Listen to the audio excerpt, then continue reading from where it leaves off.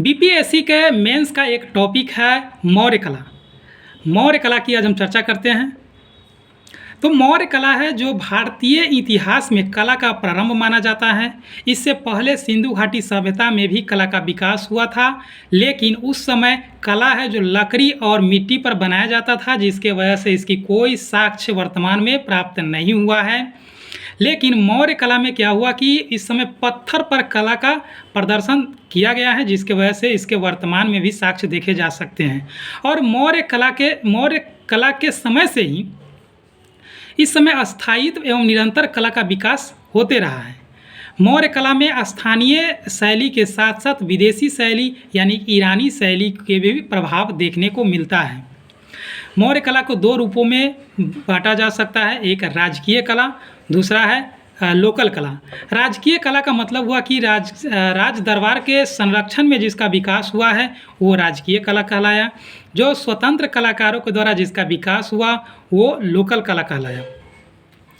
और केंद्रीय शासन के अंतर्गत राजकीय कला के अंतर्गत स्थापत्य का निर्माण करवाया गया। और स्थापत्य के अंतर्गत है जो स्तूप, विहार, स्तंभ और राजप्रसाद का निर्माण करवाया गया। अब राजप्रसाद की अगर हम चर्चा करें तो राजप्रसाद का निर्माण है जो मौर्य शासक चंद्रगुप्त मौर्य के द्वारा इसका निर्माण करवाया गया था। और यह काफ़ी भव्य और सुंदर इसकी बनावट थी। इसमें 80 बलुआ पत्थर पिलर का प्रयोग किया गया था। इसकी फर्श और जो छत था वो लकड़ी का बना हुआ था। यह 140 फीट लंबा तथा 120 फीट चौड़ा था। इसकी चर्चा मेघास्तीज और एरियन करते हुए काफ़ी इसकी प्रशंसा किया है। वहीं फाहियान इसकी चर्चा करते हुए कहता है कि यह देवों द्वारा निर्मित है, जबकि मेघास्तीज कहता है कि गंगा एवं सोन के संगम पर स्थित यह शहर स्थित था, जो लकड़ी के दीवार से घिरा हुआ था ताकि विदेशी आक्रमण न किया जा सके। और इसमें बीच बीच में छिद्र बनाया गया था ताकि इसमें तीर चलाने में इसका प्रयोग किया जा सके। बाद में पतंजलि भी राजप्रसाद की प्रशंसा करता है। वहीं स्थापत्य कला के अंतर्गत जो अगला है स्तूप है। स्तूप का निर्माण भारत में मौर्य शासक अशोक के द्वारा करवाया गया था। और यह जो निर्माण है वह धर्म के प्रचार प्रसार के लिए इसका प्रयोग किया जाता था। और इसकी स्थापना है भारतीय उपमहाद्वीप के विभिन्न स्थानों पर किया गया था। और यह भारत के कई सारे स्थानों पर इसकी स्थापना की गई थी, जैसे लौरिया नंदनगढ़, लौरिया अरेराज, रामपुरवा, बसाढ़। इस चीज़ को आप क्या करें कि इसको फिगर में मैप के माध्यम से दर्शाइए, अच्छा रहेगा। वहीं अगला है हमारे स्थापत्य कला के अंतर्गत स्तूप का निर्माण।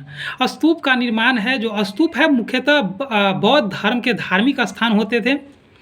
और इसमें क्या इस बौद्ध धर्म के जो धार्मिक स्थान होते थे उस पर स्तूप कहा जाता था। और बौद्ध ग्रंथ के अनुसार अशोक ने 84,000 स्तूप का निर्माण करवाया था, परंतु इसकी कोई साक्ष्य उपलब्ध नहीं है। परंतु सांची, भरहुत, केसरिया स्तूप है उसका निर्माण अशोक ने ही करवाया था। स्तूप के अंतर्गत होती थी कि एक अंड बनाया जाता था जो गुंबदकार होती थी, और अंड के ऊपर एक हर्मिका होता था। और हर्मिका में बौद्ध धर्म के जो महान व्यक्ति होते थे उनके शरीर के अवशेष को रखा जाता था। और हर्मिका के ऊपर एक छत्र होते थे, और छत्र पर 3 डंडी लगी होती थी जो बौद्ध धर्म के त्रिरत्न को प्रदर्शित करता था। और एक परिक्रमा के लिए प्रदक्षिणा पथ बनाया जाता था। और जो स्तूप के एक बाउंड्री होती थी उसको वेदिका कहा जाता था। और मेन गेट जो होता था उसको तोरण द्वार कहा जाता था। तो इस फिगर को आप छोटा सा डायग्राम बना करके दिखा दीजिए, तो जो एग्जामिनर जो चेक करने वाले होते हैं उनको सुविधा होता है ये चेक करने में। वहीं स्थापत्य कला के अंतर्गत जो अगला है वो है हमारा विहार। विहार का अर्थ हुआ कि जहाँ पर बौद्ध भिक्षुक निवास करते थे उस स्थान को विहार कहा गया।